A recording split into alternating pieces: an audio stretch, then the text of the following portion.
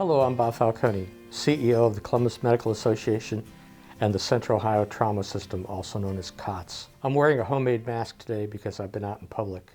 I would suggest you do the same. While it's not appropriate for patient care, it can be very effective when coupled with social distancing and good hand hygiene in preventing the spread of COVID and hopefully blunting our curve. These are easy to make. There are a number of websites that will show you how. I use the Joann Fabrics website because I had a nice simple YouTube video that made it easy to make a mask.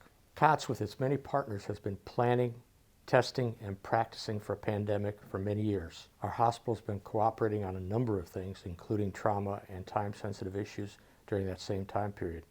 So we are used to working together. COTS Incident Liaison was stood up at the end of February and has been 24/7 since, helping us plan, coordinate, share, and track resources. At the end of March, every hospital in our region stood up their level 1 surge. You might remember this is basically ceasing elective procedures and admissions and emptying the hospital of unnecessary patients. This combination of things currently leads us to be about half full in our med-surg beds and in our ICU beds, and that's good news. All our partners are ready to stand up Surge 2 when needed.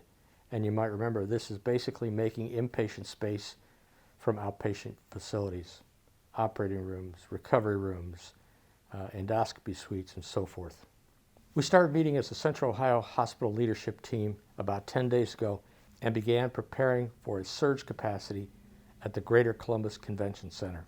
With unprecedented collaboration between the hospital systems, city, county, and state government, public health, EMS, fire, the Emergency Management Association, and the National Guard, coupled with the incredible response we've had from the Greater Columbus Convention Center, I can tell you we will be ready to stand this facility up, fully bedded and beds separated with dividers at the end of this week. We will not, however, staff or equip it until if or when it is needed.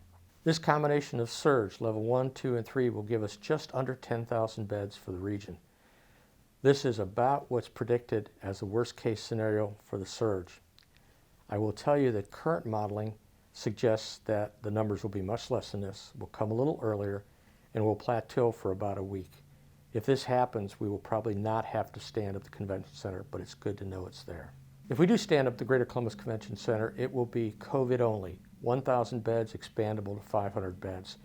It will be a step-down unit, which means that people will come directly from a hospital, either because they're not sick enough to stay in the hospital or because they're not well enough to go home. It'll be a totally locked unit. Visitors will not be permitted. We will not take people from the street or from EMS. They will come from a hospital. In conjunction with this, our 4 hospital systems, 3 adults and 1 pediatric, are working on an air traffic control plan. This would basically make sure the right patients get to the right place at the right time. If the convention center is stood up, we will implement this plan, which will provide 1 number and 1 access point to get your patients into the hospital.